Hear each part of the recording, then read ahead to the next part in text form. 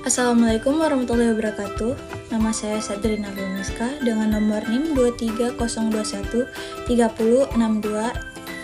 Kami dari kelompok 5 ingin mempresentasikan hasil kerja kelompok kami dengan tema Asas-asas ilmu pendidikan. Landasan pendidikan. Landasan adalah dasar tempat berpijak atau tempat dimulainya suatu perbuatan. Dalam bahasa Inggris, landasan disebut dengan istilah foundation. Dalam bahasa Indonesia disebut fondasi.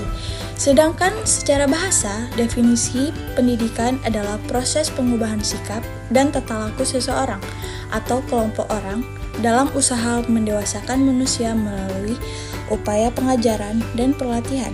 Misi utama landasan pendidikan ini tertuju kepada pengembangan wawasan kependidikan, yaitu berkenaan dengan berbagai asumsi yang bersifat umum tentang pendidikan. Perkenalkan, nama saya Rizky Nabila dengan NIM 230209126. Saya akan menjelaskan tentang macam-macam landasan pendidikan. Yang pertama, saya akan menjelaskan tentang landasan religius. Landasan religius ini menjelaskan bahwa landasan religius pendidikan ialah asumsi-asumsi yang bersumber dari religi atau agama yang menjadi titik tolak dari rangka praktek pendidikan atau studi. Dan yang kedua, saya akan menjelaskan tentang landasan filosofis. Landasan filosofis pendidikan yaitu asumsi-asumsi yang bersumber dari filsafat yang menjadi tolak dalam rangka praktek pendidikan atau studi pendidikan. Dan yang ketiga yaitu landasan hukum. Landasan hukum pendidikan merupakan seperangkat peraturan dan perundang-undang yang menjadi paduan pokok dalam pelaksanaan sistem pendidikan Indonesia. Dan yang keempat yaitu landasan kultural. Kultural adalah landasan yang lebih menjelaskan kepada nilai-nilai kebudayaan bangsa, yaitu satu, kultur budaya yang menjadi jati diri bangsa yang telah ada sejak zaman dahulu. Dan yang kelima yaitu landasan sosiologis.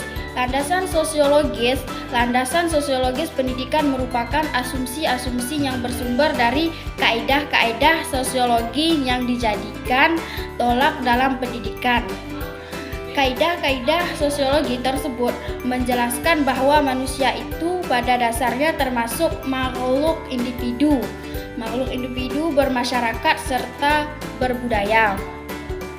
Dan yang keenam yaitu landasan psikologi. Landasan psikologi pendidikan merupakan dalam proses pendidikan yang membahas berbagai informasi tentang kehidupan manusia pada umumnya serta gejala-gejala yang berkaitan dengan aspek-aspek pada manusia pada setiap tahap usia perkembangan untuk mengenali dan menyikapi manusia sesuai dengan terhadap perkembangannya, bertujuan untuk memudahkan proses pendidikan. Dan yang ketujuh yaitu landasan ilmiah dan teknologi. Landasan ilmiah dan teknologi yaitu ilmiah pendidikan itu asumsi-asumsi yang bersumber dari berbagai cabang atau disiplin ilmu yang menjadi titik tolak dalam rangka praktek pendidikan atau studi pendidikan. Dan saya akan menjelaskan tentang asas-asas pendidikan. Asas pendidikan merupakan suatu kebenaran yang menjadi dasar atau tumpulan berpikir baik tahap pelaksanaan pendidikan khusus di Indonesia. Dapat beberapa asas pendidikan yang memberi arah dalam rancangan dan yang melaksanakan pendidikan nasional. Asas-asas tersebut bersumber dari pemikiran dan pengalaman sepanjang sejarah. Baik, saya akan menjelaskan tentang asas pendidikan. Asas pendidikan merupakan suatu kebenaran yang menjadi dasar atau tumpuan berpikir, baik pada tahap perancangan maupun pelaksanaan pendidikan. Khusus di Indonesia, terdapat beberapa asas pendidikan yang memberikan arah dalam merancang dan melaksanakan pendidikan nasional. Asas-asas tersebut bersumber dari pemikiran dan pengalaman sepanjang sejarah perkembangan pendidikan di Indonesia. Ada 3 asas, yaitu yang pertama, Tutwuri Handayani. Asas ini merupakan gagasan yang mula-mula dikemukakan oleh Ki Hajar Dewantara, seorang perintis kemerdekaan dan pendidikan nasional. Tutwuri Handayani mengandung arti pendidik dengan kewibawaan yang dimiliki, mengikuti dari belakang dan memberi pengaruh, tidak menarik-narik dari depan, membiarkan anak mencari jalan sendiri, dan apabila anak melakukan kesalahan, baru pendidik membantunya. Yang kedua, belajar sepanjang hayat. Asas belajar sepanjang hayat atau lifelong learning merupakan suatu sudut pandang dari sisi lain terhadap pendidikan seumur hidup atau long life education. Istilah pendidikan seumur hidup erat kaitannya dan kadang-kadang digunakan saling bergantian dengan makna yang sama dengan istilah belajar sepanjang hayat. Yang ketiga, kemandirian dalam belajar. Asas kemandirian dalam belajar diartikan sebagai aktivitas belajar yang berlangsung lebih didorong oleh keinginan sendiri, pilih sendiri, dan tanggung jawab sendiri dari pembelajaran. Haris Bujiman berpendapat, menurutnya belajar mandiri adalah kegiatan aktif yang didorong oleh niat atau motif untuk menguasai suatu kompetensi guna mengatasi suatu masalah. Terima kasih, sekian dari saya. Baik, perkenalkan nama saya Sarinda dengan NIM 2302091112. Jadi saya akan menjelaskan tentang pengembangan penerapan dalam asas-asas pendidikan. Sehubung dengan permasalahan yang dihadapi dalam penerapan asas-asas pendidikan, maka perlu diadakan upaya pengembangan penerapan asas-asas pendidikan dengan tujuan untuk membantu mengenal permasalahan yang telah dijelaskan sebelumnya. Cara pengembangan pertama adalah 1. Mengembangkan komunikasi 2 arah. Seorang guru harus mengembangkan komunikasi 2 arah untuk meningkatkan umpan baik dari siswa. Siswa tidak hanya mendengarkan namun juga memberikan respon dalam apa yang dijelaskan oleh gurunya tersebut. Dengan adanya respon seperti itu, maka siswa akan terbiasa untuk mendidik dirinya sendiri dan tidak hanya bergantung kepada siapa yang mendidiknya.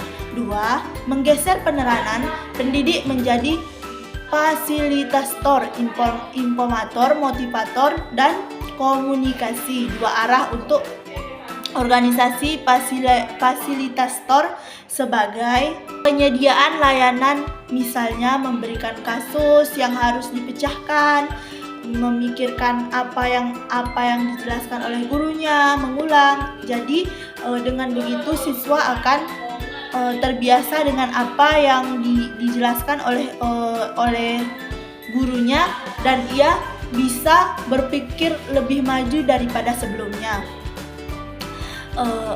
Berkaitan dengan tujuan pembelajaran, motivator sebagai pemberi motivasi kepada penerima atau peserta didik, sedangkan sebagai organisator pendidik membimbing peserta didik menyelesaikan tahap pembelajaran yang telah dilaluinya, seperti mengulang pembelajarannya, mempraktekkan pembelajarannya, memotivasikan pembelajaran sebelumnya kepada orang lain agar anak tersebut terbiasa dengan kegiatannya itu. Dan ketiga, mengembangkan tujuan belajar menjadi training to know, training to do, training to be, dan training to live together. Adapun pengembangan tersebut adalah learning to know, yaitu belajar mengetahui sesuatu. belajar mengetahui sesuatu yang belum diajarkan oleh gurunya, maka peserta didik harus terbiasa dengan sesuatu yang belum diketahuinya dan membelajarkannya lebih dulu agar dia bisa lebih lancar ketika gurunya menjelaskan ke peserta didik tersebut. Yang kedua, learning to be, belajar melakukan sesuatu apa yang tidak harus dibimbing oleh gurunya, akan tetapi peserta didik tersebut bisa melakukan itu tanpa perintah dari gurunya. Dan yang ketiga, learning to be together, belajar menjadi sesuatu. Maksudnya seperti belajar untuk rajin presentasi, merubah dirinya, berwawasan tinggi, merespon apa yang dibilang oleh gurunya, mempraktekkan apa yang sudah dipelajarinya. Dan mungkin hanya ini penjelasan dari saya dari pengembangan penerapan dalam asas-asas pendidikan.